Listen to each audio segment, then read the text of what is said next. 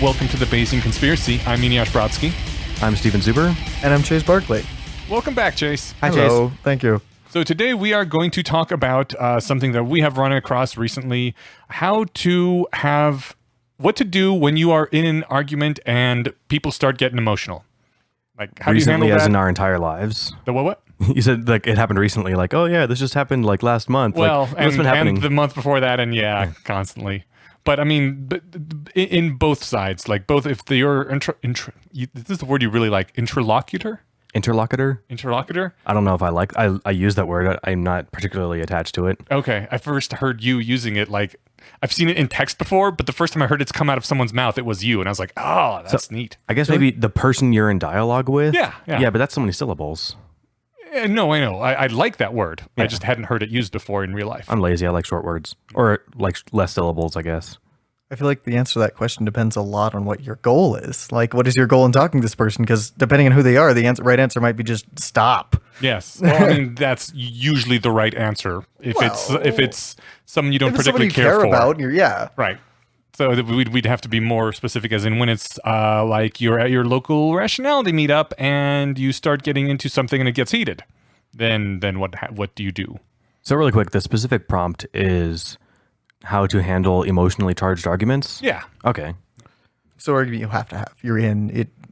I mean, you don't have to have the argument, but you don't want to just necessarily cut off contact with this person, and you probably might be in a room with them for a little longer. Right. Yeah. It's not random person on the street that can be like, whatever, chump, I'm out of here. You mentioned the rationality meetup. Did this happen at the last meetup and I missed it? I don't think at last meetup, but every now and then, things can get touching a nerve. Yeah. Which is usually good. Like, yeah, it usually brings up stuff that doesn't otherwise get brought up. That's not the kind of emotional challenge I have a problem with. I think it's like, I mean, it's cool to be emotionally driven by your position if it's something that you care about, as long as you're doing it in a good way, right? Mm-hmm. Like we talked, one of our earlier episodes was with Jason, who had this position that he thought it would be morally desirable to drive the earth into the sun if he could and kill everybody. And I thought that was a pretty horrible thing to believe. And like just the idea that like, I don't know if he actually believed that. I think it's just something like people say to be edgy. I think I might have said that before, but to the sense that if I take him at his word, he wants to kill me and people I care about. Like that's a horrible thing, but I can have the conversation, right? But I think he wants to kill you in the abstract sense. That's my point. It's like he believes it, but only on paper. Right. Like he wouldn't murder you, but if he had the option to make all humans stop existing, he would take it. I don't know. I guess I'm skeptical that he actually even believed it that much, but somebody does. Yeah. So yeah. All right. There was a point where I would have agreed with that, so it's certainly possible. That's weird. I mean, even if I don't want to live, like, I don't want to kill people that are, like, nice, that I care about. It's the whole generalizing to everyone, like, all of humanity is awful, life is pain, anyone who says otherwise is selling you something, and so why would you want to continue pain? It's already been going on for however many millennia. Just keep the cycle of horror going? No. Stop it all right now. All right, I see have where you're. Been my reasoning back then. I see what you're saying, and I guess if you're coming from a certain perspective, I could see how that line of reasoning would be seductive to some states of mind. Not that I'm saying Jason actually thinks this. Maybe he was just being edgy or whatever, but he kind of got the feeling he was at least a little bit sincere. Sure, and I don't want to call him out and not believing what he said he believed. I'm sure I've met people who would endorse that but not actually do anything about it, right? Like that. I don't know. Anyway, that's sort of. I'm giving that as an example of a time where I was emotionally charged in an argument, but I don't feel like it was a problem. No. So like, it certainly was at the first exposure when you pitched having him on to talk about this. I was like, are you fucking kidding? This guy wants to kill everybody. So I did have an initial knee-jerk reaction, but then we had a couple days to prep for the episode, and I was able to abstract myself from my feelings on it, which is I think what you're supposed to do if it's something that you feel like your emotions are getting in the way of your position. Like Actually, this is one technique I've been wanting to bring up forever on the show and in life and I haven't actually had the chance to do this in real life other than like in my head. But like if we're talking about something, man, it'd be fun to do a mock example that if we disagreed on anything that we could argue about, then we could, man, is that worth doing? If you think there's something that we disagree about strongly, then sure. I mean, depending on how much we want to pause the recording. luckily we have an amazing sound editor, Kyle, who will be happy to cut all this shit. Okay, So- cool. Yeah, So depending on Kyle. how much you want to pause that, I mean, just give me something. I can probably argue it to a reasonable level. Let me grab. Julia Galef has an open questions project. Oh, yes. There's only 13 of them, and none of them are very emotionally charged. Basically, the kind of things like, I saw a lot more than that in the Facebook thread. oh, that was a different thing. Oh, that was a At different least, thing. well, I mean, that maybe she's going to add those to this list. This is just on her website. Basically, she's looking for important open questions that, like, well-informed, sensible people disagree about, which is kind of a fun thing to do.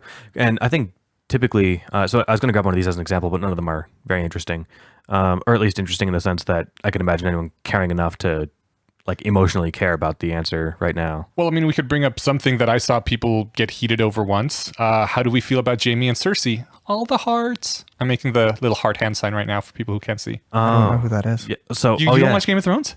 Oh, good. You can be Didn't I exposed answer to this this like idea. a half hour ago? He said he'd never I seen have an not. episode. I have not watched I it. thought you just weren't current. No, zero. Oh, okay. All right. It's cool if you like fantasy stuff. So Yeah, it looks good. we can try this Jamie out. and Cersei have an awesome relationship on the show, and they're also brother and sister. Except for the time that, like, he raped her and she sort of forced herself on him. They have a weird dynamic later on, but You know, it's awesome for story time. so all right, here's the 10-second version. It's like whatever Middle Ages technology fantasy standard setup. They are a rich noble family, and they are brother and sister, and they fuck all the time and have kids together. So, given that like 3 or 4 of them turn out to have lots of problems, that sort of Actually, endorses. only one of the 3. Well, Which you still don't want 33% of your population being fucked up. But Fair. So Yeah. no, this was a bad idea on a genetic level. I'm not trying to defend that at my all. math is wrong. You're right. I forgot. I thought there were more kids, and I thought that the other ones had problems. But other than being like a pushover, which probably isn't a problem, it's just not a good king. Yeah. They did fine, and that girl just died. So, spoiler alert: everybody dies in Game of Thrones. She died last year. That's past the statute of limitations. It is. No, the okay, so I would never in real life condone that sort of relationship. But the question came up if 2 consenting adults wanted to have relations and were sterile and they were brother and sister, is that still morally repugnant? Should they be prevented? Should they be prevented from doing that, or are they grown-ass adults that can make whatever decisions they want as long as they don't bring children into the Is world? this purely hypothetical in the real world? Because there's not like sterility police we have. Right. Hypothetically, they Okay. are sterilized for purposes of this thought experiment. Of the question, yeah. Yeah. So this was actually the first time I encountered this was when I was in my teens, listening to philosophy lectures on CD back when I was hipster and had CDs. I remember this was brought up as an example of like the yuck reaction, where people disagree with things because it's yucky, which turns out to like underlie most opposition to things like gay marriage, or I guess not even like, well, the marriage is part of it, but they disagree with that only because it involves gay sex, and that's what's icky to people. Right. So they disagree with it for that reason. So I liked it as an inoculation for getting you primed on things to like realize that ickiness isn't a good enough reason to disregard an argument. So I was surprised that we had somebody at the meetup who was vehemently against it. And tell me if I'm strawmanning his position, but it was like there's a power imbalance, and I'm not sure where the power imbalance took place in this relationship. Well, he was taken back to childhood. If you're having sex with your sibling, Yes, that in family structures, there's always power imbalances, and generally the older sibling having a lot more power than the younger one and can coerce them into things. weren't Jamie and Cersei twins? Yes, they were. So would that invalidate his position completely?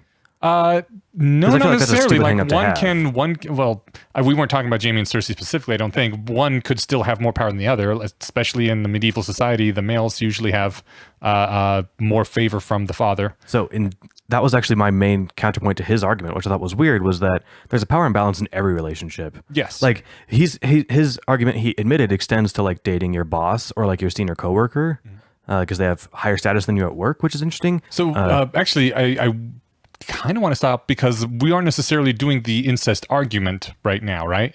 We're just bringing it up as an example of something that gets people emotionally charged. I am, but I want to just point out why I felt his argument was stupid. Oh. Because there's a power imbalance in literally every relationship unless you have like the same physical feats and strength. So like, If you chose the same feats when you leveled up, well, I mean like, we could maybe. I know what you Yeah, meant. Yes. so, yeah, exactly. If Just the your character sheet's the specific same word way. choice was amusing to me. Yeah, I mean, like, unless me and my girlfriend can bench press the same and have like the same degree of fighting ability, there's a power imbalance, right? And like, so he sounds like he's against basically every relationship where you're not measuring very carefully like your body weight and things like that. And I don't think he's making that argument, but it sounds like he is. I don't think he was making that specifically. I think that and I kind of see his point on this, that there is a very specific type of power imbalance that comes in family relationships. That is, and can also with like boss and underling relationships. Is that the right term? Underling? Yes. Minion. Worker. Yeah. Yeah. Okay. So it's specifically social power, not physical power. Yeah. And more so the things that go on in families. Okay. Yeah. So I guess for anybody who's feeling like grossly offended at like the idea of incest, I'm not super pro incest, but for the sake of making an argument, the comeback is like people will say, well, no, their kids will turn out messed up. And then you reply, well, no, they're both sterile. They checked. They literally can't have kids. Okay, well, what if the families get upset about it? Like, their families are dead. There's no one to get upset about this. Like, once you knock down all their oppositions, you find that their true reason is that they think it's gross. Mm-hmm. And that is the way to get, I think, into a place where you can talk about it and kind of be free of emotion, or at least know what you're talking about. And that's really the technique, is to try and figure out what you're actually disagreeing about. Of course. And well, it sounds obvious, but it's not. I mean, it's very hard to do. It's hard to do, but it's also hard to like even sometimes realize that's what you're like, that you're not arguing what you think you care about or what you actually think you're talking about. So like the Trump border wall between the US and Mexico that they want to put up, that's not really about keeping immigrants out. They'll say it is, and they'll fight that. But then if you point out, be like, a lot of them come over by boats, and walls are not like impossible to get around. They'll say, well, it's still worth it, or something, right? They're not going to say, oh, I never thought of the idea that they could take boats. It's probably not worth $24 billion. So they don't really care about. They on paper seem to care about keeping illegal immigrants out of the country, but their real goal in putting the wall up, I guess, is just like as a gesture saying we're not for it. Mm-hmm. Which you think a sign would do fine or whatever. But do you think that if you are like getting emotionally involved in something and you feel yourself getting upset, the hard part is even feeling yourself getting upset. But do you think you would be able to at that point get into those sorts of what is our core disagreement? So the way that I would do that, is you have to have some level of mindfulness to know when you're feeling upset. Mm-hmm. If you're paying attention to how you're thinking and what you're thinking, then that should become apparent. Like, man, I'm getting annoyed at this. Okay, hold on, let me take a breath. All right, here's what I want to do. And then you grab a piece of paper and you write down the border wall will keep out immigrants. And you put that on the table between you and the person you're talking with. Mm-hmm. And then you're talking about the proposition on the paper. You're not talking about a belief you have in your head. So it feels less like a personal attack. And I feel like that, so I've done that like in my head. I haven't actually written out a belief yet, but it'd be fun to do that in a real, that's a really good idea. I can think of arguments where that would have helped. That was Julia Galef's. That's why she came up earlier when I was looking up her open questions project. Julia Galef's the bomb. She's awesome. So I don't know if that originated with her or not, but that's where I first heard it.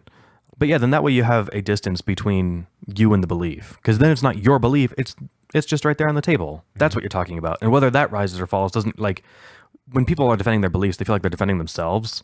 This kind of gets rid of that. So I think it's an awesome way to go about it. And I don't know if it would work.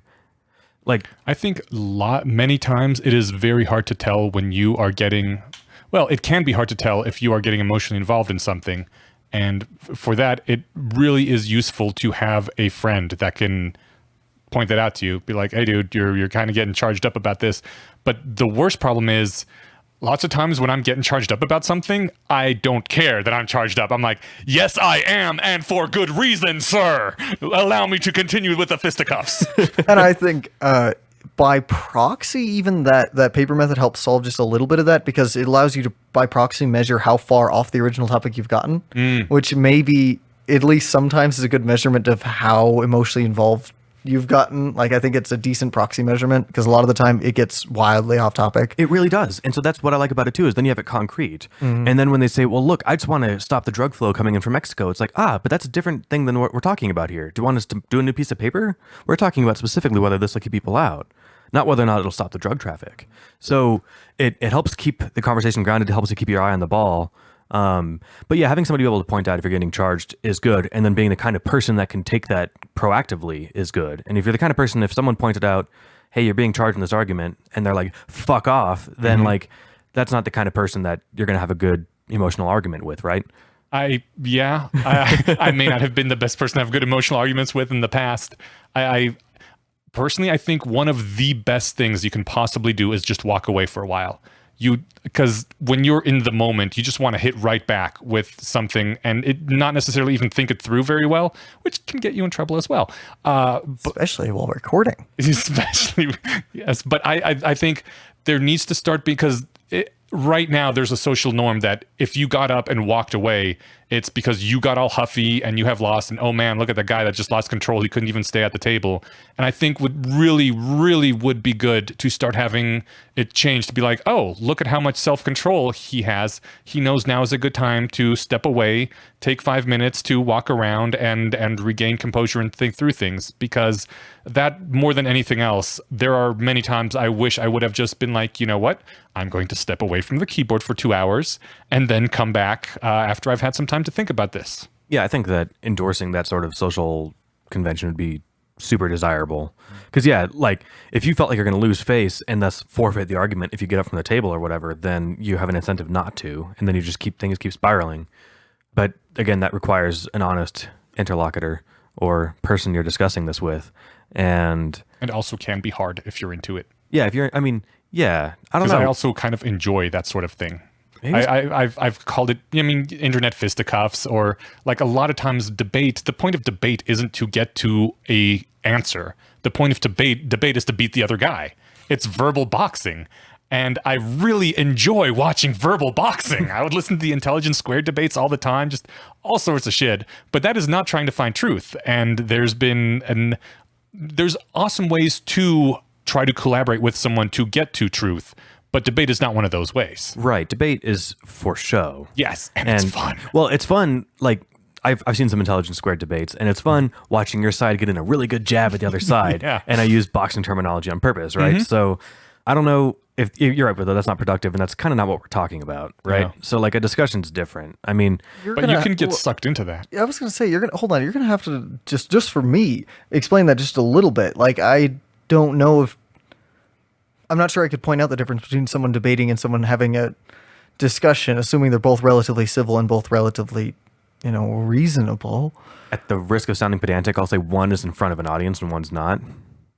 Okay. So, like, when you're watching Peter Singer debate Dinesh D'Souza on the problem of evil, they're not doing this over coffee. They're doing this in front of an audience, right? So that's sort of what I meant. Okay, because I was going to say, like, for me, debate as a way to settle disagreements, find disagreements, and work on them is the best way I know. But maybe I shouldn't be calling that debate. I'm not a big fan of like deciding what labels you can use for words or not. But it's true. Like, but if that label is ambiguous, like argue is a good word, but that has a negative connotation. So discuss. I've heard it called dialectic before, which is weird. There's another term, collaborative.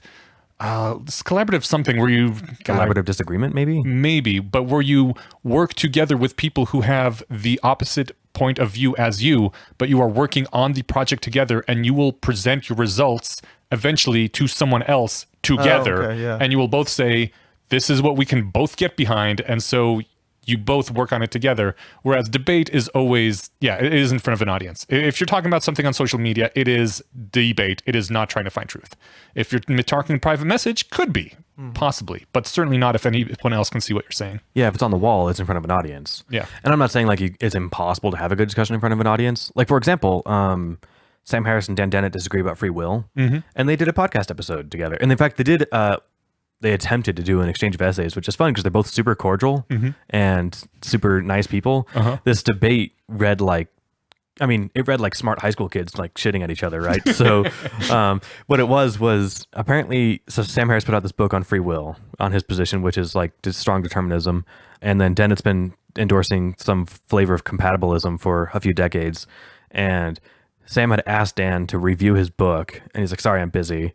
And before he published it, and then instead of reviewing it beforehand, he just wrote this scathing review. It was like, oh, I'm so glad that Sam Harris wrote this because it illustrates all the wrong points people have. And so Harris wrote back, and he's like, that was a pretty dick move. Like, to say like its only value is how bad it was and demonstrated bad arguments. That's kind of an underhanded dick move. And I feel like your Rappaport rules failed you, Dan. Like, the fuck. Anyway, so they had a very cordial debate on the podcast in which they kind of just like both expressed where they're coming from and tried to articulate exactly where they disagreed, which when you listen to it turns out I think they're just playing word games. Like I don't think they have any difference of anticipated experience, which is one way to tell if they actually disagree.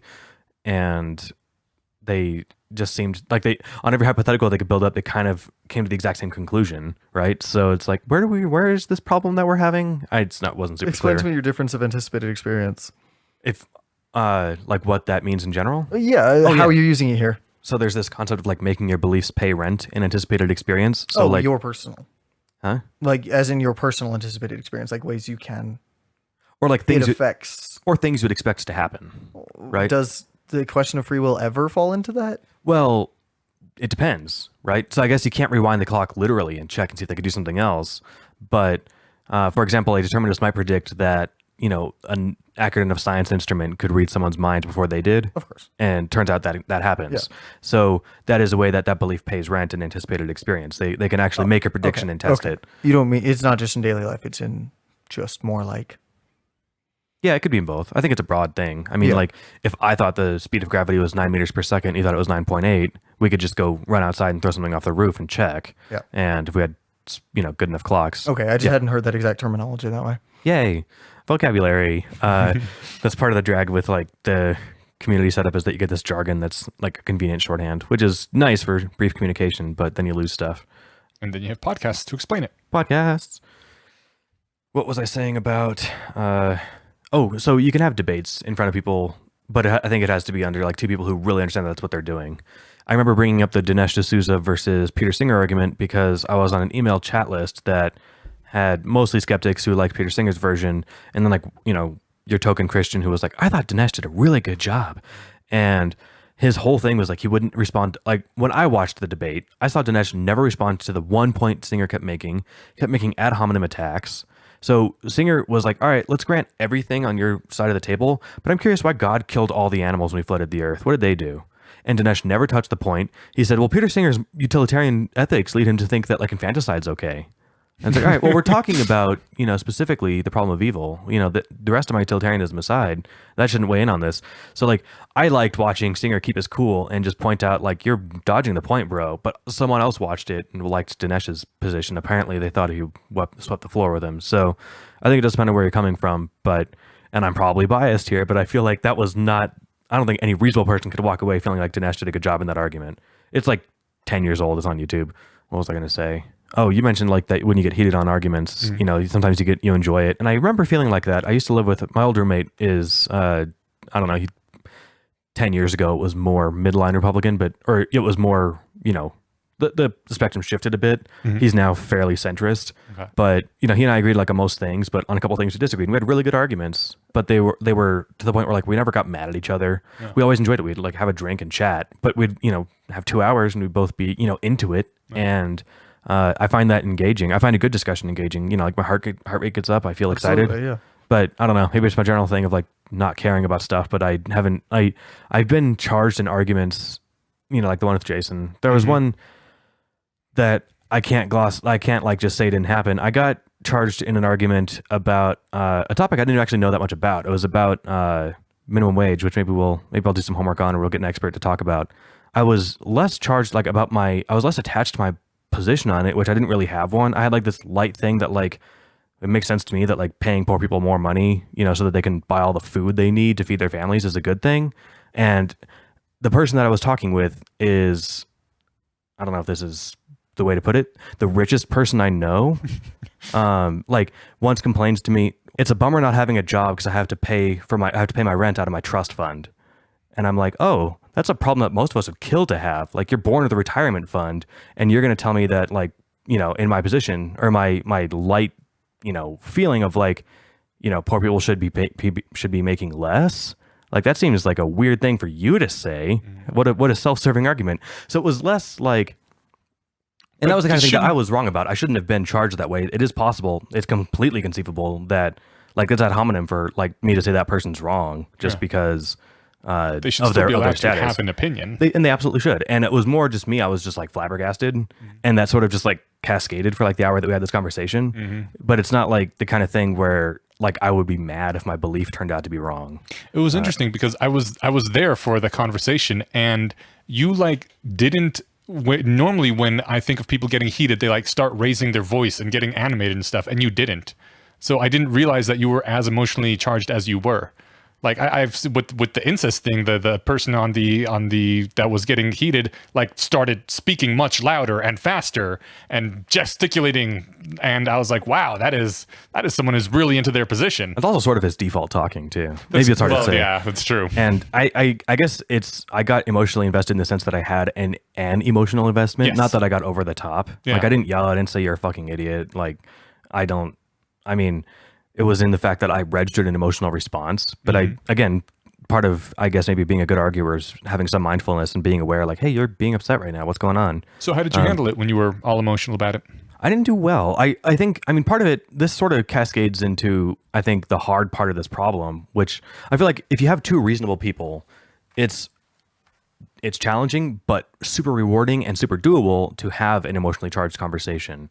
But you have to have somebody who's like willing to engage honestly, who won't misrepresent your views. We've talked about Rappaport's rules before. Basically, the prime thing is like being able to restate your opponent's position so well that this is overly ambitious, but there's 4 rules of discourse that Dan Dennett's a big fan of. That's what I mentioned that Sam shat on him or pointed out that he didn't follow, is you should be able to restate your opponent's position so well that they say to you, thanks, I never thought of putting it that way. If you can't do that, you don't really know where they're coming from. Not that you have to do that with everything they say. The goal is to like keep in mind that you should be at least able to articulate what your opponent's position is. Right, otherwise you're just making noise. You have to be arguing against something. Well, most times people are just making noise, right? So Well, most times, a lot of times when I see these sort of argument happening out in the wider world, it's you are an evil, bad person. Yeah, of course. Yeah, which is not obviously where the position that the person has. I'm willing to put this out there. There are not that many evil people out there that like literally everybody you disagree with is an evil person. Right. You can say they are, but I guess maybe your definition of evil is just anybody disagrees with me. But if you're going to if you're going to say emotionless psychopath, that's a pretty rare problem for humanity, right? Like, I mean, it happens, but it's like I see a lot 1% of- max. Of Yeah, people. I see a lot of people just saying, "Oh, well, you are, you're a libtard, or you're a racist, or you are that category of evil, and that is all the justification you need for your position, is your evil philosophy." So I think that's the thing. As far as how I responded in that instance, I guess my thing was, and I think I kept trying to say this, you'll have to keep my memory's sort of bad, but I feel like I tried to say like, I don't really have a strong opinion here. I'm just amazed that that's your opinion. And I don't think it went like the worst. I didn't resort to name calling, but I kind of walked out of there. I was like, all right, well, that was super annoying. So I don't know. How did you observe my interaction there? I thought it was fine. Like so it's been a while, and I don't remember as much as I would have liked to remember. But it seemed that, there was some talking past each other, but you guys were both making an effort. Yeah, I think I didn't do the things that I mentioned that are awesome to do, which is Yeah. like abstract yourself from the belief. And I would have liked to have been able to like just to ground myself and say, okay, wait, what is your actual position? Okay, why is that your position? And I don't think I asked those questions, right? Or if I did, I got distracted and bogged down. Like there was some analogy involved that not worth going into that I didn't like. So I kind of got hung up on that. I'm like, that's a really bad analogy. And why are you making your arguments with analogy instead of like with like evidence or arguments? And so that sort of, was something I registered, but Do you have any techniques for emotional charged arguments? I don't think I have anything specific to add on, but I'd be curious to see if this is just me or if there's anyone else. For me, it seems like I'd be interested in pursuing an argument like that. Like they're so rare for me to find one that either matters enough or is directly actionable enough to be worth that type of argument. Like I'd like to look through Galif's list, and see if there are any. But the more of those I can find, like that, to me, that'd be cool. Like I feel like I can't find enough of those. You can probably find someone out there who thinks that copyright and patent law is the best thing right now, and we should. Yeah, right. But who will sit down and like discuss it? Like that's the key. You can skim this. If there's anything that jumps out at you, we can jump on that. So I want to, before we do that, also take it the other way. What do you do if you are in an argument which you are not terribly invested in? You're just sort of interested in it, but you can tell that the person you're talking to is really getting emotional about this. Oh, sure. I can think of an example of that. That's actually a good reminder. Somebody I'm very close to that I spend a lot of time with, I was talking with them about, and this is something that I'm not willing to like die on this hill, but I feel like there's an argument to be made for like profiling at the airport in the sense that I look more like a terrorist than Betty White, and patting down Al Gore at the airport is a waste of resources. And so There's something I'll argue about. but like I don't know if I am ready to, again. I think Al Gore himself probably gets a pass. He didn't. He got pat down. Wait, I what? give him as a specific. This happened, I don't know, 10, 12 years ago. Are you kidding? No.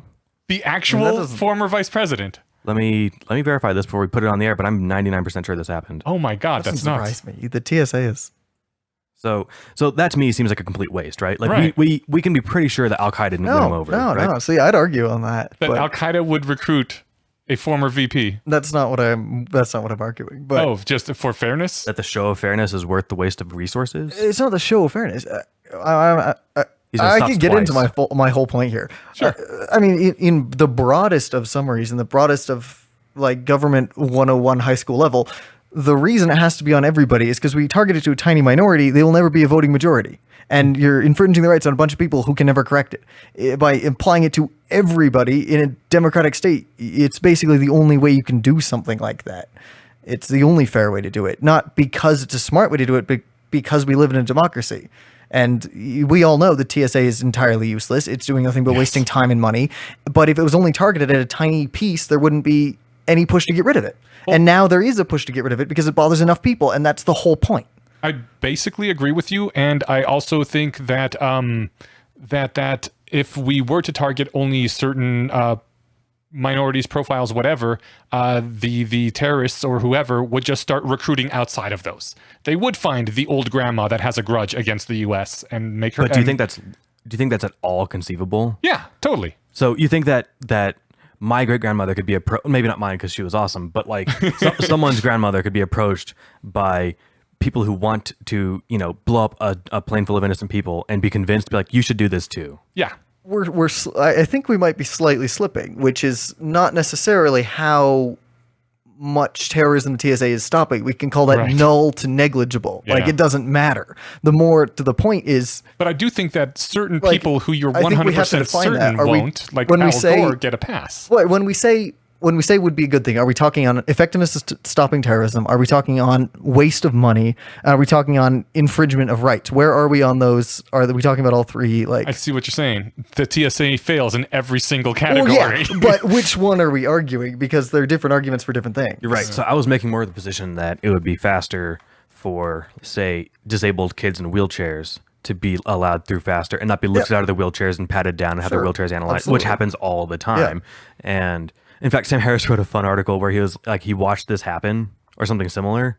And then he showed a video of another incident like this happening.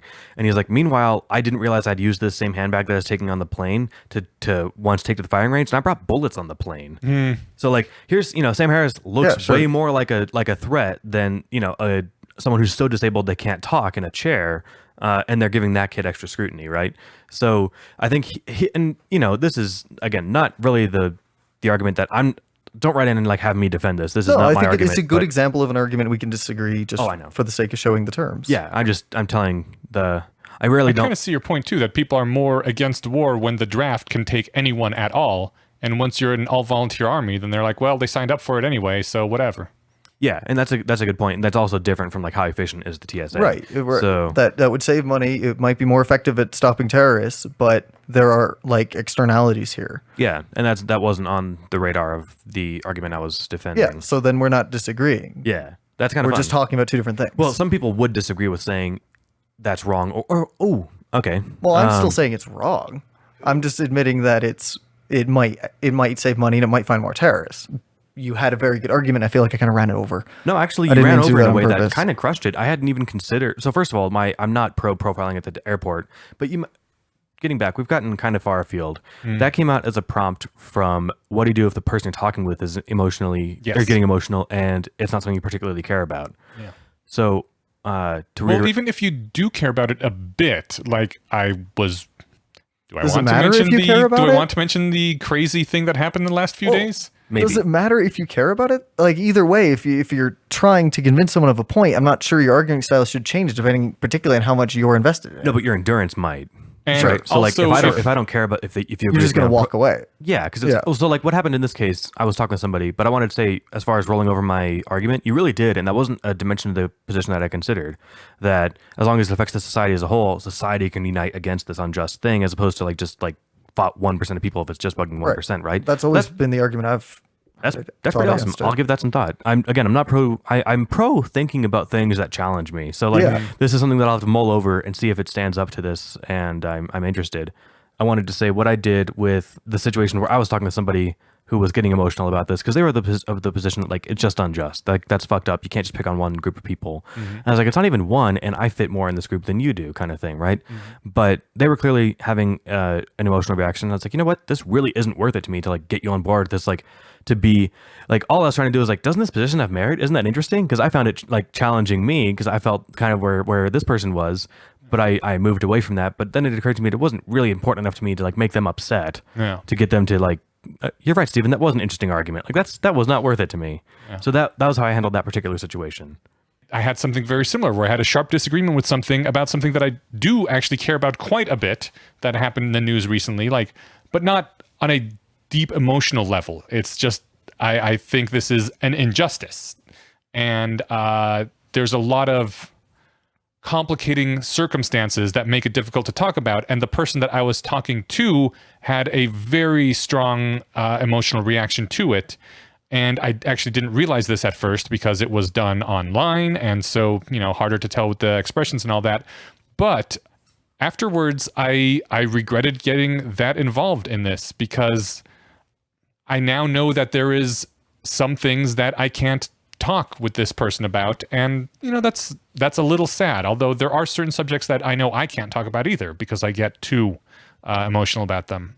And I agree. I think the thing to do in that situation is, unless it's really important to you that they be on your side on whatever this issue is, sometimes it's an underlying thing. Like they might think, no, this whole line of inquiry is wrong. And you might think, or excuse me, this whole line of inquiry is immoral. Right. And maybe your position isn't even so much about that line of inquiry. It's that no lines of inquiry should be immoral or off topic or off limits. That's sort of my position. So the second someone definitely. says you can't talk about that, then I'm like, then That was my problem my whole emotional response comes not from the fact that they disagree with me on the specific point, but it's like, wait, why are some things off the table? Why do you get to decide what we absolutely. censor? That's someone weird. being illogical bothers me way more than someone being wrong. That was my problem as well, is that the fact that I was judged as immoral for daring to speak about, to contemplate this sort of thing. And I was like, ugh. And see, I disagree. You're right or wrong. You're not immoral. You'd be immoral if you're being a dick about it, but I get the impression you probably weren't.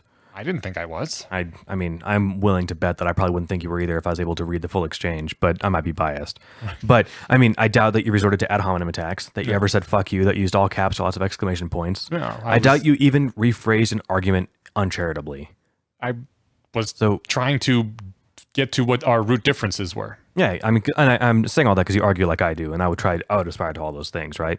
Although that brings me to a question I'd just like to ask you really quickly. A lot of the time when I'm disagreeing with someone, one of the first things I'll do is, as you said, I'll restate their argument. And a lot of the time, because I fundamentally misunderstand their argument, and that's why we're arguing, a lot of the time that will come off as a very negative view of their position. How can I do that without annoying them that I'm restating their argument in a really dumb way?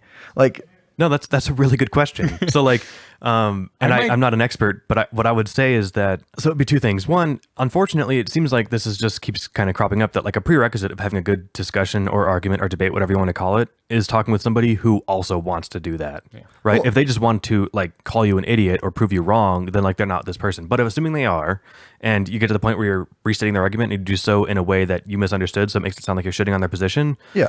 The way I get around that is saying, let me see if I understand this correctly. Are you saying this? Yeah. And if they say, no, I'm saying this, like, oh, I'm sorry, I was confused. Like That still so, sounds kind of dickish, though, because I could Especially restate if it's someone's... in a public forum. Yeah, especially like- if someone's listening. Correct me if I'm wrong, but are you saying we should murder children? so like, if I would caveat it with, I'm just trying to understand where you're coming from. So this is how I understand your position. Please correct me where I'm wrong. And maybe with that caveat, it helps. or ask clarifying questions before you restate their position, because like, they're, Yeah, like that's if- probably the safe way. yeah, I mean, so that would be that'd be what I'd try first. first is to get as much information as you can, so like you're reasonably confident in your model, and say like, look, I'm sorry, I'm still not getting it. Can you rephrase your position slightly, just using different words? It's not clicking for some reason.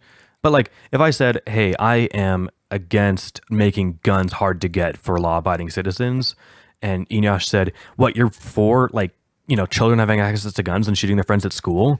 Like, that's not even playing by the rules, right?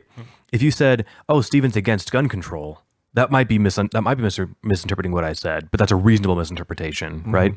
And actually, this is something that you guys might disagree on. I am in favor of like law-abiding citizens having access to firearms. Maybe it's just kind of a necessity the way our country runs. I don't think it's like, if I had a chance to, run it the way Japan does, I don't think it'd be fundamentally worse. I totally agree. But in this country, I think, you have to. Yeah, that's where I'm at, is that in our current climate, the cat's already out of the bag. There are more guns than there are adults in the United States. And I think more guns than there are people. There are more registered guns than there are adults. There's probably lots of unregistered guns. So given that that's the world, and like, you're not, like, by making the average citizen have to wait a month to get a gun or something, you're not going to keep guns out of the hands of criminals. Like, this is all just, like, there was something, I took a concealed carry class last year, and it was sponsored by the NRA, and everybody's super pro guns in this thing. And like the instructors were like, yeah, and it turns out magazines now can only have 15 rounds in them because of whatever regulation that was passed a couple years ago in Colorado, which made me think, like, the fact that they were offended at that made me think that the real reason for having guns wasn't self-defense. Okay. Because if you can't do it in 15 shots, you can't do it in 17, right? Presumably. I'm sure it's happened somewhere where somebody hit the assailant on the 17th shot. Well, it depends what sort of situation you're in. If you're just doing home defense, I don't know, maybe it's enough, but I've heard that in real firefights, you put a lot of rounds downrange really fast. Sure, absolutely. But this isn't like in a situation where, somebody's going for a gun in their car and you're trying to like get them before they can point a gun at you. I'm assuming. I guess it does depend, but... I mean, maybe someone sees you coming down the stairs, you miss with the first 2 shots, they take off through your house, now suddenly you're chasing them through your house, firing rounds off. You should not be shooting at someone fleeing anyway. That's actually, that's the law. That's what I was gonna say. Well, depending on where you are. I think in Colorado it certainly is. Some places, if they're still in your house, they're fair game, right? I'm assuming. I don't know. I think I brought that up because this is one of those things where I think there's a good case to be made for it, but the people that are making that case don't really believe, like, that's not really their position. They like guns because of reasons I don't think are very good, like they're fun and it's our Second Amendment right, which that doesn't make any difference to me. Like, I don't feel like I don't really care what's in the Constitution as far as gun control. Oh, that's my point. But that's a stupid position to have, because like, if that's the case, they're defending single shot muskets, right? So I mean, if you read between the lines, are they talking about full assault weapons? Are they talking about literally like anything that can take down a tank? That brings me to something I mean, that's a question for the Supreme Court. Well, a question I've always had based on that argument is, I was here as a counter to, the hyper-militarization of police and how it's, this defense against the state. But how does that work? Like, I've never heard a super fantastic argument for how that helps us prevent. That sounds like a different episode. So totally. Completely off topic. Yeah. Well, it's not. I mean, in one line, the response is, it keeps them from being able to walk all over us without a ton of effort. So, like, if the police have guns and we have guns, well, they can't just say, well, we have guns, we have to do we have to do what we say. Because if the citizens really wanted to, they could say, well, no, we don't, because we can shoot you back. Shouldn't most people who are super pro Second Amendment also be against this hyper-militarization of police, which I see a lot of I don't see that opinion very often. I don't know where the overlap is there. I imagine some of them are. Most I've met are pro both. Huh. I don't know. Then I would say they're being inconsistent unless they have made a good case for it. I'm not sure what it is. I know almost nothing about the subject. I was just curious if you guys knew anything. I don't. But I think I brought this up in the first place because I was thinking about cases where people's real motivations for defending a position aren't what they say they are. Okay. So, like, they'll put forward a very reasonable sounding argument that I think on its own does have merit, but they're just putting it forward because it's the most palatable version, and even if that turned out to be completely false. So, like, for example, my position on guns is, like, I don't actually own one, but if I'm still on the fence about getting one for the house, but, like, I have my authorization to get my concealed carry permit should I decide to do so. Because I do sort of think that, if I'm in a movie theater and someone starts shooting people, well, It would be kind of cool. Like what gives that guy such the advantage that he can put pieces of metal across the room really fast. He doesn't have to be near people to kill them. Like if I could return that magic power back at them, that'd put me in a hugely better position, right? People do worry that like, oh, then you have two untrained people shooting into a crowd, and the goal is not to be an untrained idiot firing blindly into a crowd. And like, if I'm going to risk hitting somebody, I'm probably, if there's someone between me and the gunman, then I don't need to worry about being shot because I'm going to shoot that person probably. I think people greatly underestimate the chaos of an actual firefight situation. Probably, but I will also say that I think people also radically underestimate like what training some people do. Like it's not, I'm not an expert, but I fired like a few hundred rounds maybe. Like it's not hard to shoot.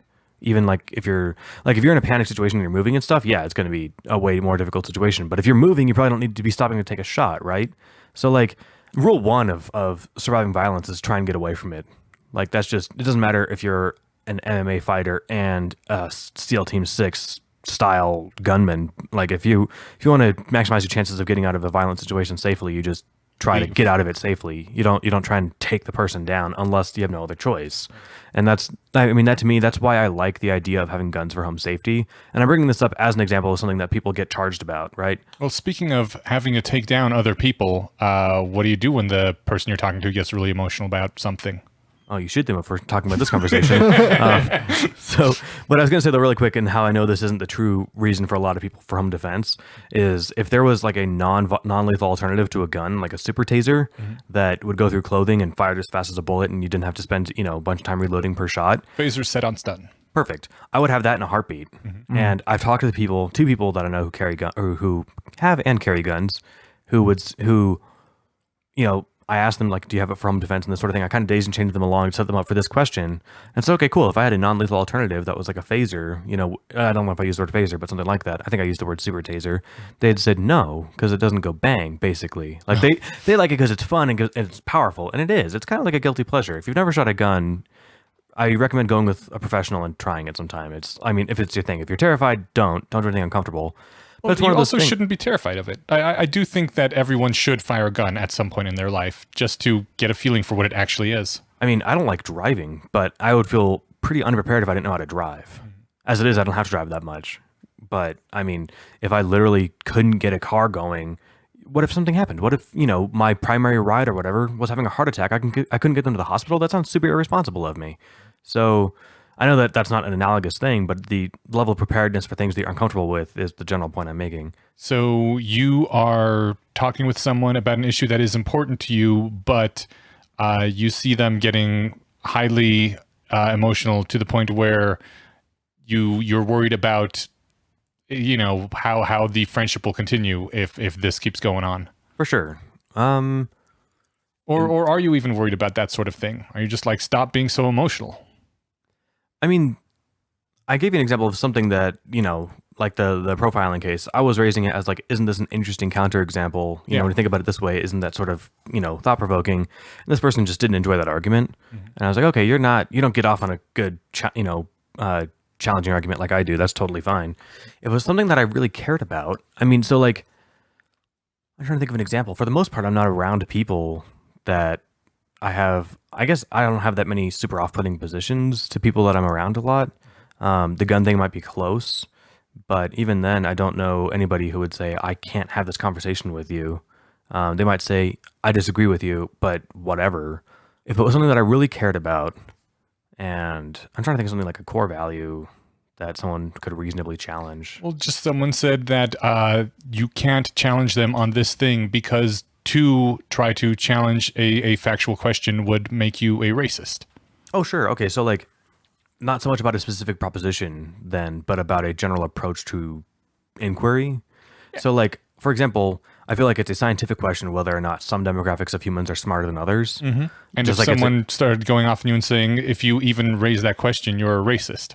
And I wouldn't even necessarily say like it's race, like it doesn't have to be racial based. It could be that, I don't know, there could be some correlate between height and intelligence. That's exactly what I was going to say, right? Like there definitely are correlates between like genetics and height. Yeah, but not about intelligence, and all the science any science that purports to show that is junk science that's supported by racists. And you wouldn't be bringing this up if you weren't a racist. And Nazis. Well, Nazis are racists by definitions, right?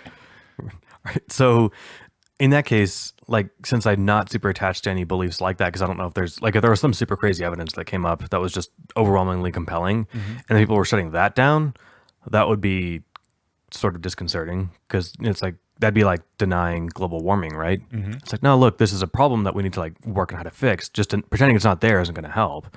I can't think of a maybe intelligence is like, Well, are you like, is the global warming thing important to you?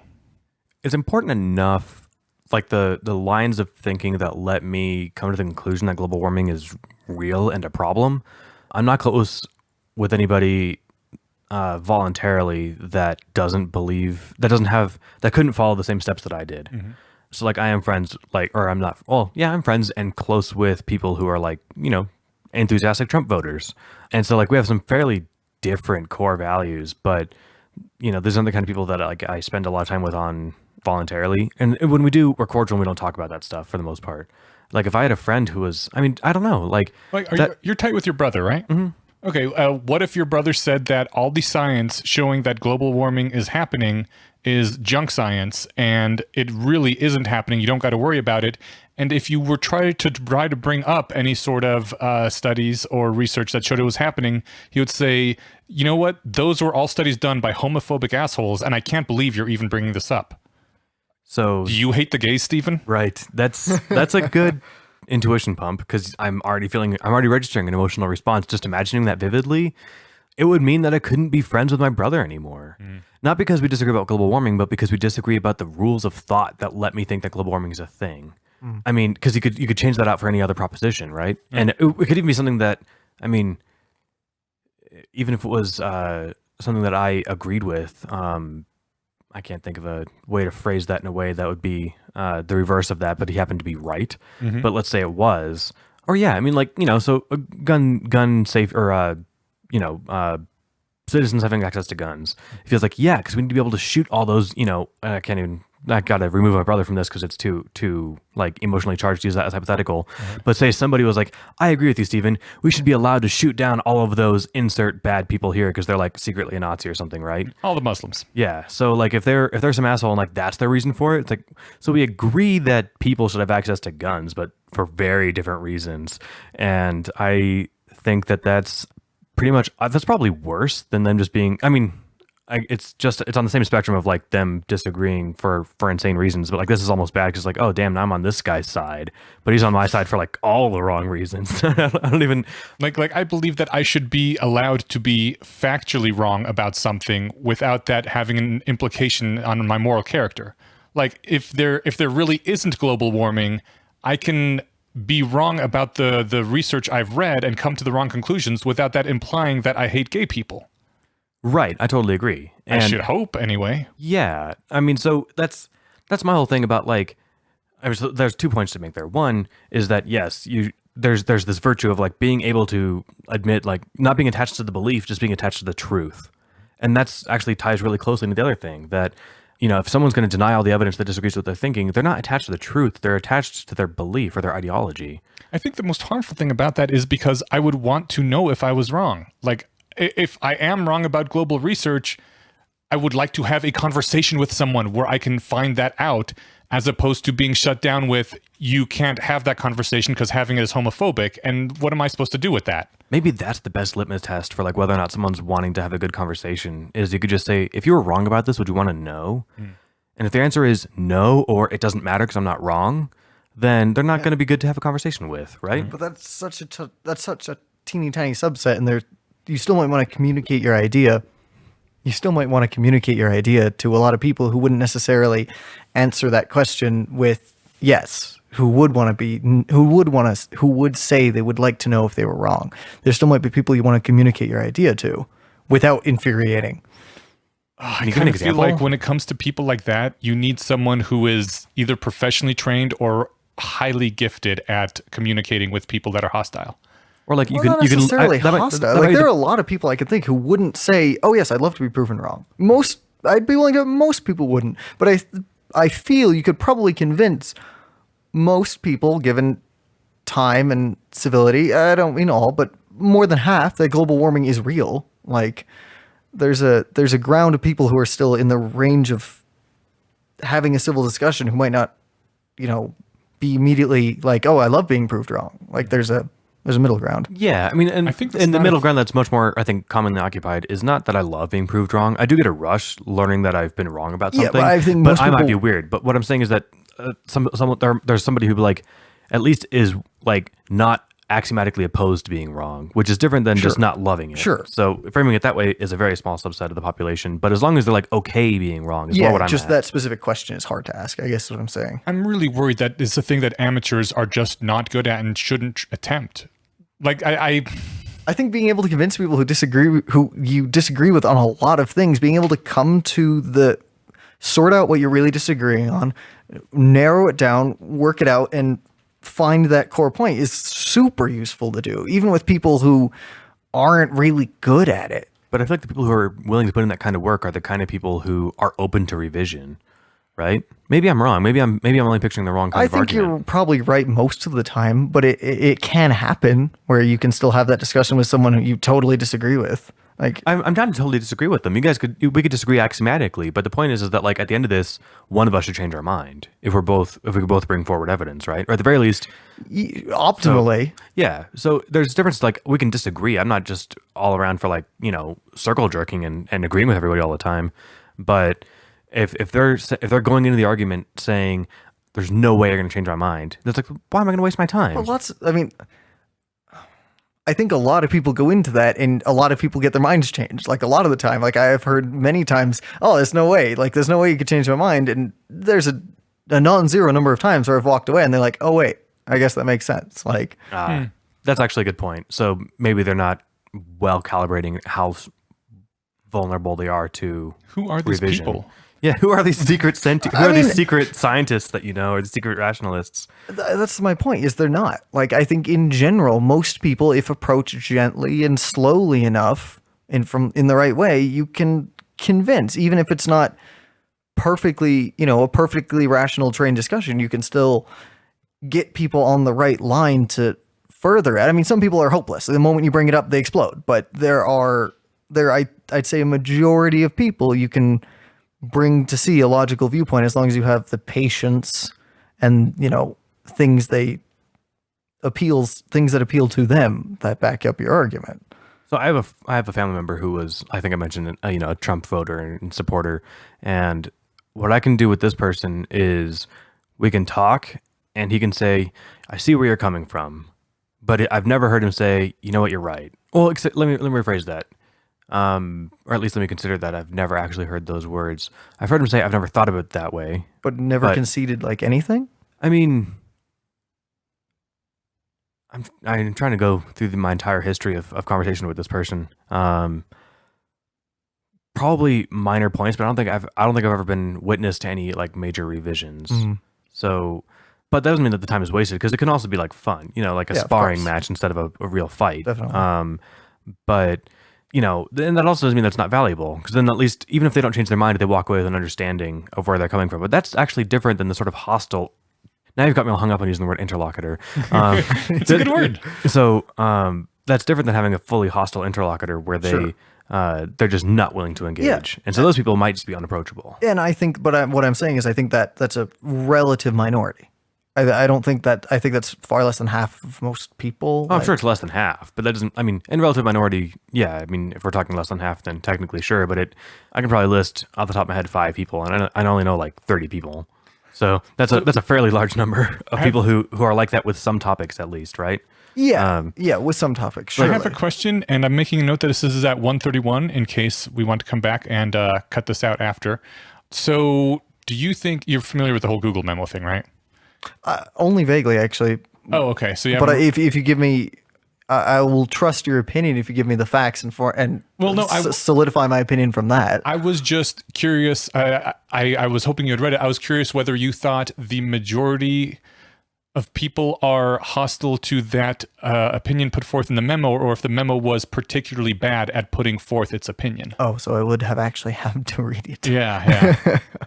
Because, I mean, certainly one of those two is the case, and I can see some arguments for how the memo really had issues with what it was presenting, but on the other hand, I don't know. And then I saw an interview with the kid. He's like 22, fresh out of college or something. Google, And though, yeah, right. He's idealistic and sweet. I'm like, oh man, I'm so sorry that you got thrust into this role because you were obviously not the right person to do this. And I don't know. It seems like did I hear correctly that the memo was not? It was originally just intended as a response to their request for feedback. That's what I've heard. I didn't actually read the thing either. And I can actually phrase this in a way that I think you don't have to have read the memo to answer. In your opinion, maybe you've seen some dialogue on Facebook or on Reddit or something. Are people arguing against the poor quality of effort and scientific rigor and argument brought forward in the arguments? Or are they upset and arguing at the fact that this guy made those arguments at all? Yeah, I think it's definitely the latter. It's kind of Eneash's point, which is, the people almost upset that it's being discussed. So that makes it sound like those people aren't even open to talk about the content of it. The fact that this point was raised, and the point was roughly that there's some underpinning difference between men and women. I didn't read the thing that made men more suited to work in places like Google. Yes, but it also kind of meandered and rambled a bit, and looking back on it, this is why I say that when it comes to touchy things, it really should be handled left to professional persuaders or whatever, because that is just, it's such a touchy topic. An amateur should not have expected to be able to touch that and keep his job. Well, and maybe in his defense, he wasn't trying to make a public position with this, and they just asked him. Yeah. I think that's also kind of sad because I like being able to talk about the empirical side of things, but it is a very touchy topic in our culture. Yeah, and to be clear, my only exposure to this was reading not even the post, but Julia Galef linked to it on her Facebook. But I read the first 2 paragraphs of her several paragraph thing on it. I'm not on Facebook that much. It says something along the lines of his central claim seems to be something along the lines of there's some genetic predisposition or something that was not socially a factor, but a non-social factor that made men, on average, maybe more likely to succeed at places like Google. More interested in the field. And so Julia Galef, and I totally agree with her, said that sounds to me like at least plausible enough to look into. It's not like so outlandish that, oh, it looks like women can't do math. Like if it was that, then like, all right, look, that dude's just wrong, and he's not even making a point worth looking any more into, because we've kind of settled that question. Whether or not women prefer people-oriented positions or what was the alternative? People-oriented? People versus things. Yeah, people-oriented positions or thing-oriented positions. That sounds like an investigatable question. And, then you can look at social factors and see how much one plays into it or something. But I'm not saying that that's true. Don't take me out of context. What I'm saying is that sounds like an investigatable question. But if anyone is like having this kick reaction, like, I can't believe you would even say that's worth looking into, you fucking misogynistic, sexist shitlord pig. That's the kind of like unapproachable arguer that I'm referring to when I say like some people just can't be met even halfway because they're not willing to meet you an inch.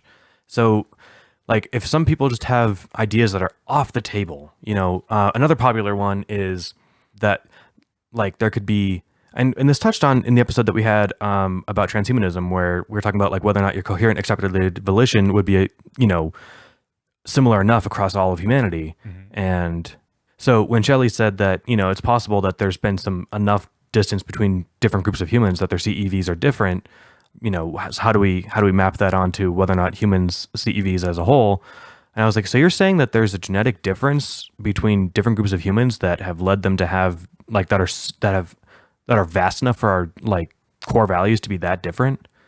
And that goes against the strong leftist position. And this is not me I'm not being sure a that dick. was her position though. No, she's raising the question. I'm just saying that line of questioning. Well, I don't even think it has to necessarily be genetic, because if a strong AI comes into its full power in the next year or something and starts taking the CEV of everyone alive, the genetics certainly plays a part into that, but culture and socialization plays a lot into it as well. Totally. The CEV is determined by who we are at the moment, which includes all our lives up to this point. Right. I got the impression that she was making a genetic argument. Maybe I misinterpreted, but somebody could. I don't think you could find the CEV of any race just by looking at their genetics, or any species rather, just by looking at their genetics. Well, we couldn't because we're not super intelligent, but I can see that too. Okay. But someone might be able to argue, no, it just turns out that, whatever tall people have this different core value than short people or something. Tall people have a core value of patting short people on the head. And of having high doorways, that's my core value. So The doorways aren't that big of an issue. High shower heads. It's more of a problem. Yeah, I've been in showers that are too short, and I'm 5'8". So yeah, I was raising that because there's as far as like other examples of sacred cows, sounds pejorative, and it kind of is, but not if you're of the mindset that like it's good to learn about these things or learn like what your sacred cows are. You could call them like your untouchable beliefs or your unquestionable beliefs. I feel like the goal of the aspiring rationalist is to not have anything like that. I disagree. I have some sacred cows. All right. Well, I want to get to that in a second. What I was going to get at though is that, correct me if this is something that, maybe some feedback on, but like the idea that there can't be a genetic component to anything that we care about, or that there in fact isn't, we don't have to look. That sounds like a sacred cow. Yeah, right. That's a problem. So, and I should say so, right? It feels to me like if you're saying that sexism is bad because all people are equal, and that therefore implies that if anyone is not identical, then sexism is justified. Which no, what is wrong with your philosophy? Sexism is unjustified even if people are radically different. Yeah, I totally agree. I mean, even if there's genetically huge differences between men and women, and I'm not saying there are, but if there were, sexism is still bad.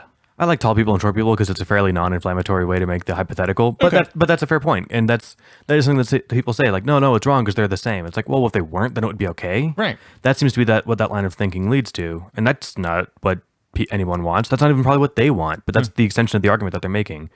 So what is some of your sacred cows? I'd be interested in poking at one. Well, I think the biggest one is that all people are deserving of respect and have moral weight and should not be killed. Like, just if by virtue of being human, there is a core human dignity and respect that you are afforded, unless you do something really horrific to, void that. So either that's a sacred cow of mine, or I'm just looking at this and that doesn't sound like this kind of category of thing that's a sacred cow. Well, that's not a thing that you can prove empirically or fight against either, right? Well, that is just a thing you believe. So that might be what separates it. That it's not an empirical belief; it's a moral one. Yeah. And so like I can't go out, do a cool study and bring you this paper and prove you wrong on that, right? No, it turns out that if you're over 6'8", I don't know, whatever, right? Your moral worth drops off exponentially. So like that, I think maybe maybe sacred cow wasn't carefully defined. Maybe it has to be an empirical, and at least in potential empirical belief. Does that sound? I mean, do you have any that are empirical that are like, you know what? I don't want to open that box because if it has the wrong thing, I'll be sad. But there's a lot. There's tons of sacred cows. Like literally a sacred cow that is not empirical in any way. Yeah. I think sacred cows have to have an aspect of the moral because people don't really care all that much about the empirical side of things. Well, I was going for the faith side of things. Okay. Like it's the opposite of empirical, but I'd still classify those as sacred cows. I guess maybe there should be a different word for it, because I'm thinking that there's something special about the category of things that this is my untouchable belief, but it's anchored on a true or false reality claim. Oh, I guess there could be for people who believe in the supernatural that a god or a loving being exists might be a sacred cow of theirs. That's kind of what I was saying. Because kind of where I was going. That is potentially something that could be proven or disproven, and depending on the person that you're talking to. Right, depending on their definition of God and such. But that would be something that some people might not be willing to investigate. The way that I'm thinking about it, a sacred cow isn't something like good people go to heaven and bad people go to hell. It's like good people go to heaven and bad people go to hell, and I'm not going to look in this book that shows me who's in heaven and who's in hell because I don't want to be proven wrong or right. So it's the difference between not being willing to accept empirical evidence and not even being willing to discuss it. Or that discussing or looking at the empirical evidence is immoral or something. Yeah, that kind of falls under not being willing to discuss it. Yeah. But I think that's why I think they wouldn't discuss it, because they're afraid that if the answer proved them wrong, it would challenge their core belief, whatever this belief is, and they aren't willing to risk that. So then instead of just saying that, they're saying it's immoral to look in that book and see if I'm right or wrong.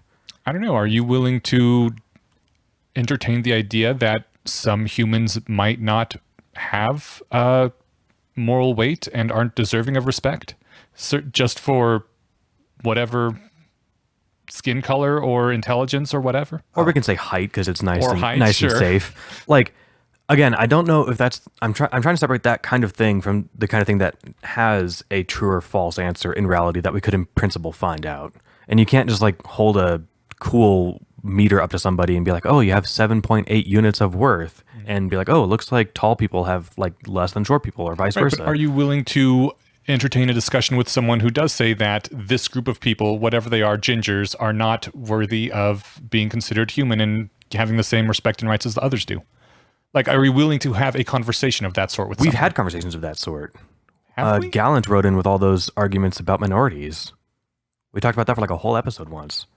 That's the kind of argument. I do want to point that I am separating that from the. But it's not something that I would ever budge on, I guess.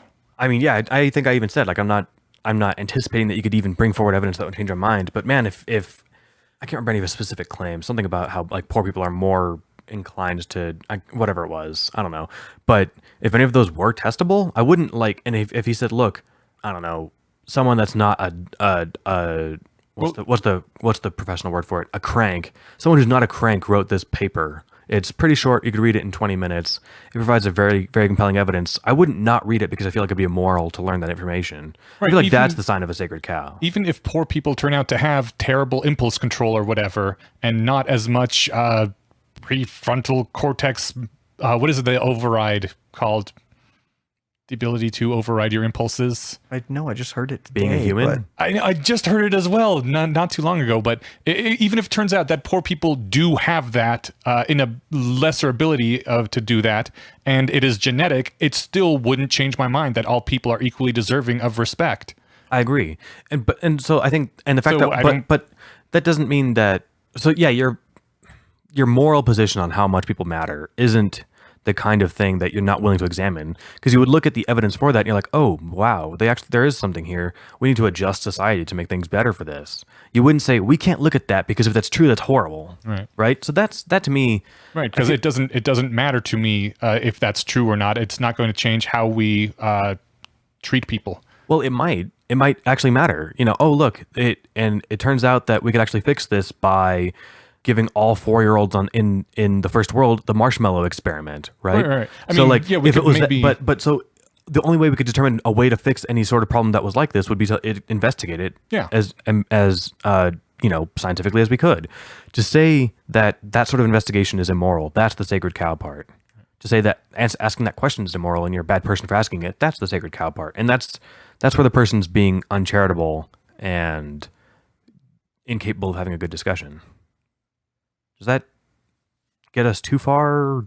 No, I mean- I'm curious now what kind of listener feedback, if any, that we'll have on this particular thing. Keep in mind, like, all these are hypotheticals. I don't believe anything about that, with if someone wants to challenge on, like, that guns actually aren't good for home safety because this, in your argument, something along the lines of, like, look how many people, accidentally shoot themselves or something, or on purpose shoot themselves.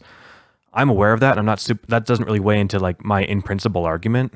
But as far as, like, if anyone writes in and be like, oh, you guys think poor people this or tall people that, that's obviously, we're making hypotheticals. I don't know. This is actually one of the few episodes where I had like heads up about what we were talking about. Sometimes we'll just decide like when we get here, or I didn't understand what we were supposed to be looking into and looked into something else.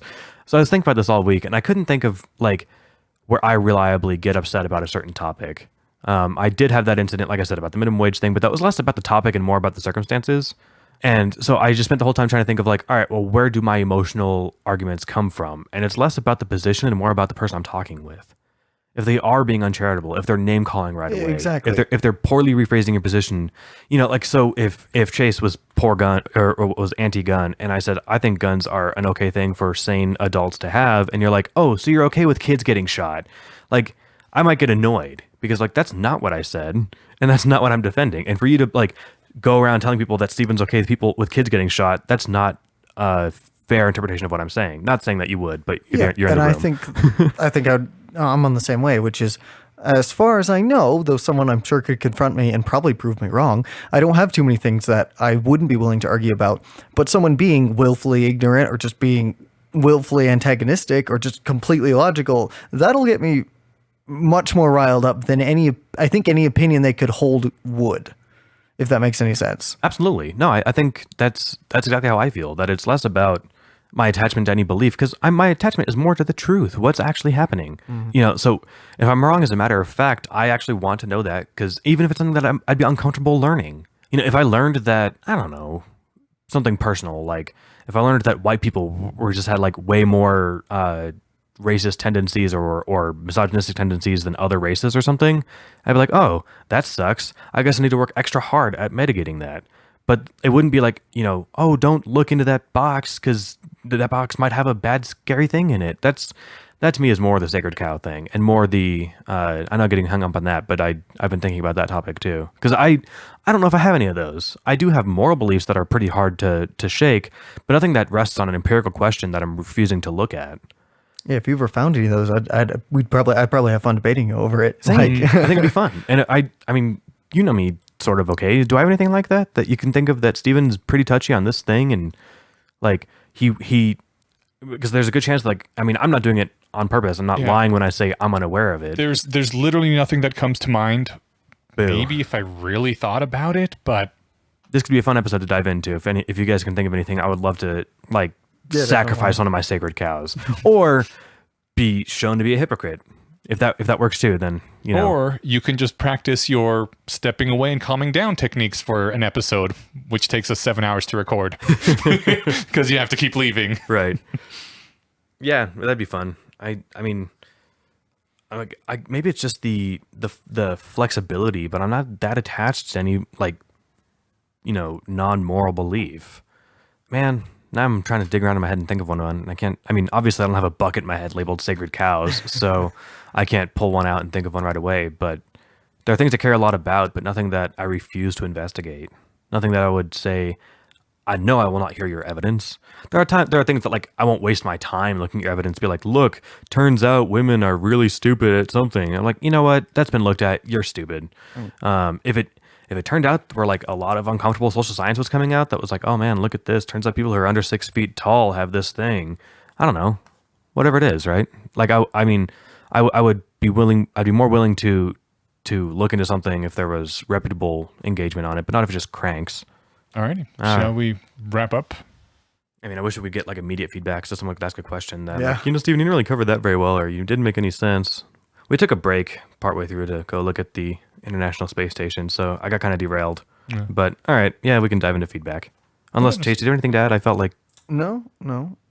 I think I already mentioned it. The one thing we did argue about, I said a perfectly bad example by immediately steamrolling over your responses, but the profiling thing. Yeah. Well, no, I mean, I think we agreed because we already did, but I did the thing I just did where I cut you off.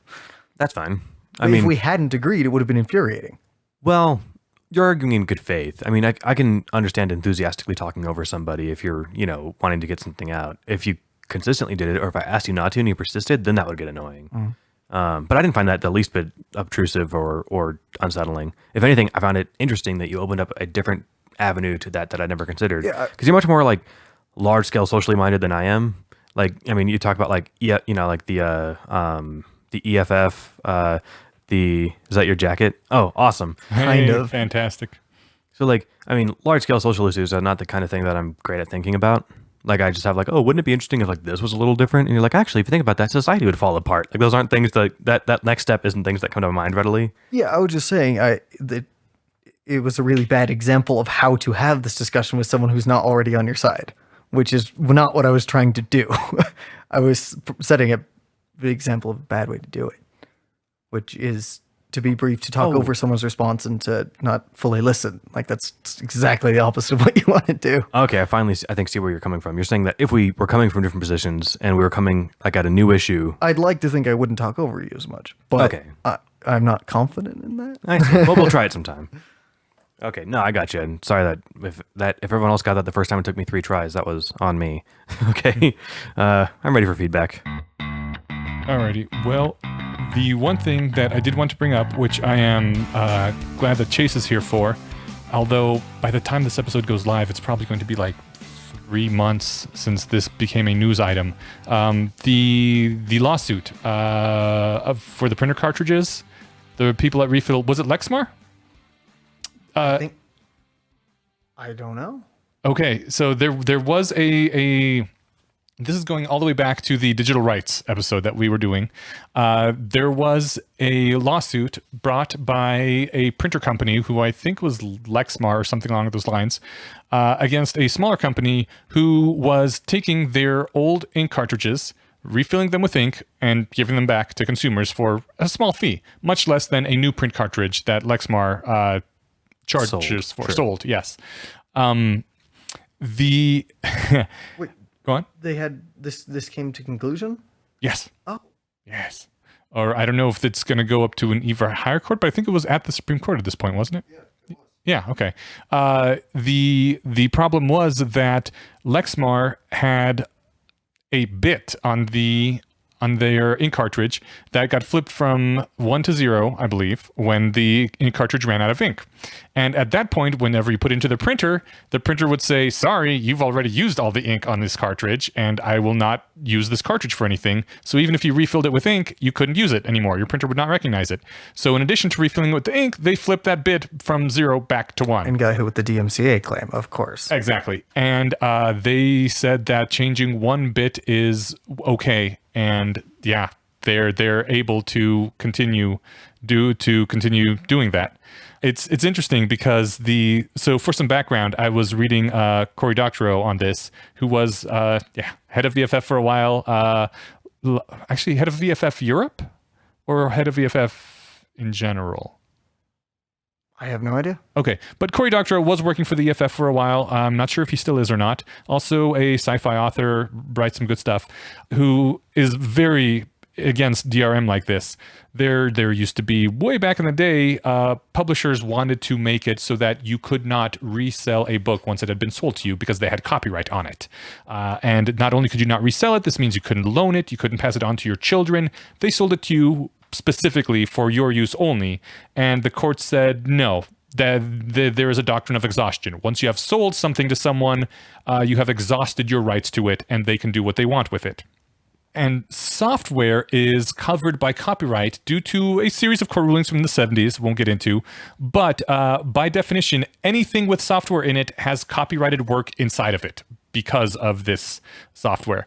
So which makes it basically everything nowadays. Yeah. There's almost nothing that doesn't have software in it. Lamps, watches, alarm clocks, Yeah, and so anything that you want to, you can just add a thin skim of DRM to it, and now that we have passed the DMCA, DRM is sacrosanct. Right. It has the same rights that those people wanted in the past, that you cannot touch it, you cannot resell it, you cannot do anything with it. So you can add a thin skin of DRM to anything that has software, and all of a sudden you don't really own it anymore. Exactly. It is still owned by the corporation, and they get to decide. And it can stop you doing all sorts of stuff under the guise of copyright law. Exactly. And that's not what copyright law is for. That doesn't help anyone. That's not helping artists. It's madness. What was DRM? Digital rights management. I see. A perfect example is that Philips with the ink cartridges, they made a mistake in that it's only 1 bit that flips. But Philips has more complex software on their lamps, and to change it, you would need to break their DRM. Yep. And that is illegal. So they now have it that if you want to get light out of your Philips lamp, you have to buy a Philips light bulb, because the software on the lamp will check if there's the matching software in the light bulb. Oh, for safety, I'm sure. Yeah, of course, for safety. So you can only get around that by hacking through their DRM, which is completely illegal nowadays. Yeah, high-level felony. So yeah, you basically don't own your lamp anymore. Philips gets to decide what you can do with your lamp. And Cory's assertion is that we are basically being returned to a feudal state. Oh, yeah. That in feudalism, property was exclusively in the realm of the nobility, the privileged few, and everyone else was simply tenants on that property. And that they're trying to do the same thing, because it is profitable as hell to be able to continue to own a thing after you have sold it to someone. And it sounds cute on a lamp, but when it's your car and when it's your livelihood and when it's something important, it gets a lot scarier. Mm-hmm. When it's something that you depend on for something, yeah. And so this was one of the things that filled me with hope when the Supreme Court upheld that you could flip the bit on the printer cartridge, which is not the same as the DRM on something, but it's a step. Yeah. We're getting there, and it looks like the fight is not hopeless. It hasn't been lost yet, anyway. The idea of I think when they pitched the Xbox One several years ago, they were talking about how when you put a game, when you bought a game, it would basically be remembered on your system and then subsequently be useless to any other system. And then PlayStation came out and was like, we're not doing that shit. That's insane. And then Xbox was like, oh, well, fuck. Okay, we're not doing that either. Just kidding.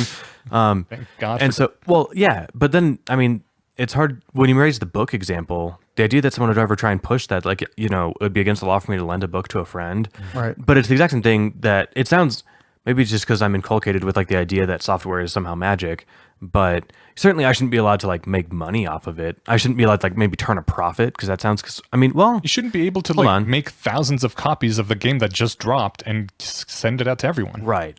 But the idea that I couldn't make money, that's just the market. If I bought 60 copies, didn't put any in a console or whatever, and just bought all the copies at Best Buy. People buy with new consoles drop, they'll buy as many as they can and sell them online for 4 times markup. It's hard for me. That doesn't even violate any DRM nonsense, but that's just that's different. That's aside. Yeah, for commercial use is usually pretty fairly defined in most copyright cases. There's a pretty sharp line where it is for commercial and for personal use. Sure. I just thought it was interesting. I guess what I'm getting at is the book thing raised an interesting intuition. Imagine, I don't know, some weird ebook that, you had to unlock your Kindle with your thumbprint and you could only read the book once. So you couldn't even, like you said, give it to your kids. I mean, they tried that. I'm not kidding. And it was what I'm liking about this too is that there is a market pushback when it gets severe enough. Yeah. Right. So nobody would have bought an Xbox One if that was going to be the thing, right? No, they would have still bought the Xbox One. I'd be willing to bet fewer people would have. I wouldn't have bought one, so they'd have lost at least one customer. We're just not there yet. I'd be willing to bet by next generation console that'll be standard. Yeah. And no one will notice because there won't be competition. It'll just be the way it is. It's been slowly slipping that way forever. You own everything through Steam now, right? Well, Steam can just go nope at any time, right? You don't own those games. You don't even own them as much as when the original publisher owned them. You own less of them now. And everything just slides that way. It's the most profitable way to do it. So maybe the Supreme Court decision here will help protect us a little bit. Yeah. That's... And as heinous as those are, you can only play your game once and you can only play it during the right time and you can only play it while drinking Mountain Dew. That's at least I can almost buy that as something that deserves to be under copyright, right? It's a work of art. It's something that needs to be, that is easily replicatable, but still has to profit the original artist. At least I can, as bad as it is, I can buy it. Not so much about my light bulbs and my changing my oil and, all the other, refilling my printer ink. That's where it's just madness. We're on microphones right now. We couldn't make the podcast without them. And what if they want to turn off our microphones?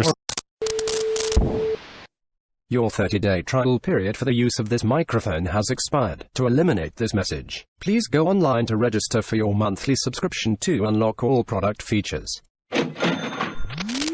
They want to turn off our microphones or say, what if they need a monthly licensing fee for your recording software, which if there wasn't an open source project, you probably would be paying. Yeah. I don't want to have to pay a licensing fee for the cable that connects the fucking microphone to the goddamn mixer.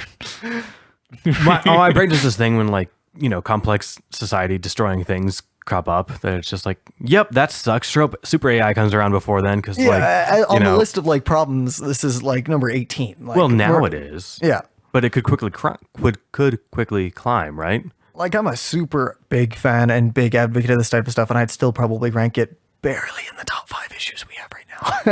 Top 5 barely is top 5. And it might be barely top 5. I mean, maybe top 10. I think laying the groundwork for feudalism, where we are just the things that run, mega corporations as these non-human entities that sort of grow and take over the globe, is a worrisome thing. Oh yeah, and AI could be put in the service of these new entities which are not humans, and that we just kind of work as the cellular automata that make them up. And that's outside the scope of copyright law. That gets into, we talked about it last time, but just all of Facebook, Google, monstrous social networks which massively adjust what you see and what other people see you say. Yeah. That's as bad as it gets so far. And all this kind of goes in, yeah. So, anyways, that was the only listener feedback, which was from me, I guess. Because update feedback. Yeah, update feedback. Yeah, sure. Because we have recorded this episode just 1 week after the last one, so we haven't gotten new feedback yet. before we go, we would like to thank our Patreon supporter, Pavel Paltsev,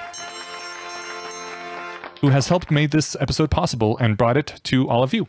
Thank you so much. That's awesome. Thank you. Yeah, it is the kind of thing that, makes this possible. I don't know how to reiterate it. I want to enthusiastically agree without just repeating what you said, but I can't do that. So thank you. Awesome.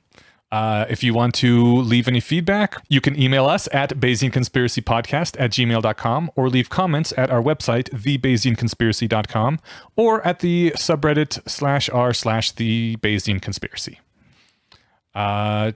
Chase, did you want to say anything or plug anything before you go? Nope. Okay. You can also leave a like or review on iTunes, force a friend to listen to it in the car, or, quietly, since he doesn't have a website or anything. Just be thankful that Kyle Moore makes our episodes sound bearable. So thank you, Kyle. Kyle's the best. All right. See y'all in 2 weeks. Bye. Bye.